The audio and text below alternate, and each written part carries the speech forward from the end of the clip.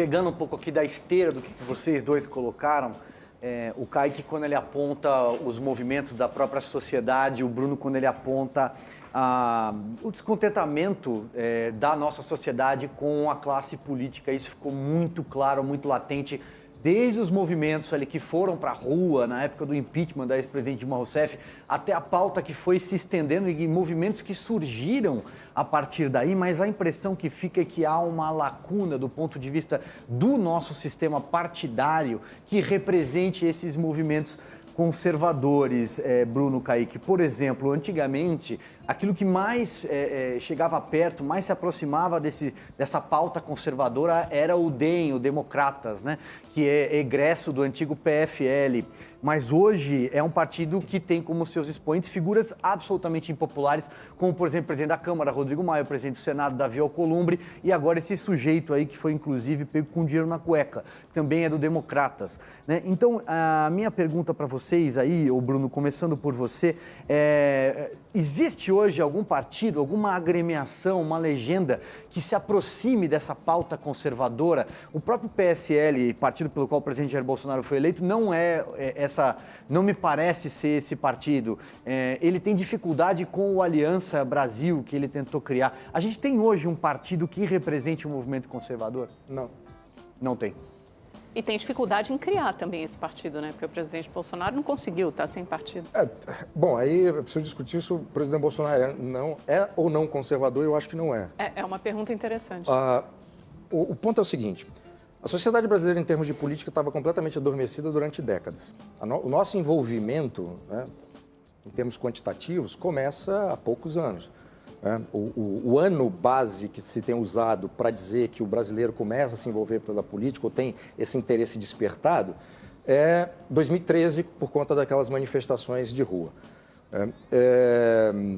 Vamos considerar, então, esse ano como, de forma arbitrária, assim, como sendo esse ano. Então, um monte de gente começa a descobrir, enfim, que existe a política, né? Embora todo mundo já não gostasse de político, mas descobre uma coisa muito importante, que é preciso se envolver. Se não se envolver, vai continuar reclamando a respeito das mesmas coisas. E aí esse interesse faz com que essas pessoas comecem a procurar informações. E aí já tem um trabalho sendo feito de alguns anos, por vários institutos liberais ou conservadores ou indivíduos, que começa a apresentar outras ideias que não estavam ali no debate para essas pessoas, nem na imprensa, nem no dia a dia.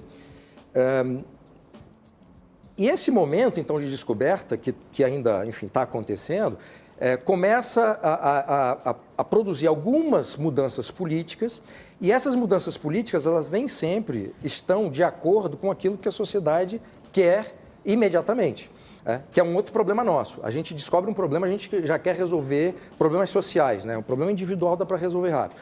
Mas a nossa cultura brasileira, cultura política sobretudo, a gente descobriu um problema que já existia, só que a gente ignorava, e a gente quer que esse problema seja resolvido em 1 ano, 2 anos. E não é assim. Uma tradição política já está estabelecida, que é patrimonialista, que é intervencionista, que fomenta essa dependência, porque para o político dizer para o eleitor, né, não diretamente, mas que ele é dependente do Estado, é importante porque ele vai ter sempre uma moeda de troca. Ele vai garantir a sua eleição, a sua reeleição.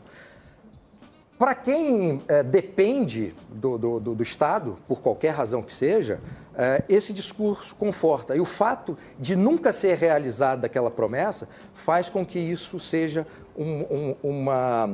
um estado permanente, né, de envolvimento na política. A gente está quebrando isso nesse momento. Aí, voltando ao ponto, Silvio, depois de fazer essa contextualização, eu acho que o caminho que nós estamos tomando é para que, no futuro, sei lá se vai ser breve, médio prazo ou longo prazo, a gente restaure os partidos liberal e conservador com base naquela tradição que nós tivemos. Hoje, infelizmente, a gente não tem. Então, o movimento conservadorista no Brasil não é organizado nesse momento? Eu acho que não há movimento. Não há movimento. Eu acho que o que existe são pessoas interessadas, pessoas que têm feito um trabalho. Eu, nas minhas redes sociais, no meu Instagram, tenho feito esse trabalho que é sobretudo pedagógico, mostrar o que é, com base na nossa tradição brasileira. E criei um curso também para tratar desse assunto, mas movimento não existe, porque movimento pressupõe algo organizado, que a gente tenha um monte de gente interessada em liberalismo, conservadorismo e outras ideias, mas isso não está organizado nem do ponto de vista social e não tem representação política na política formal.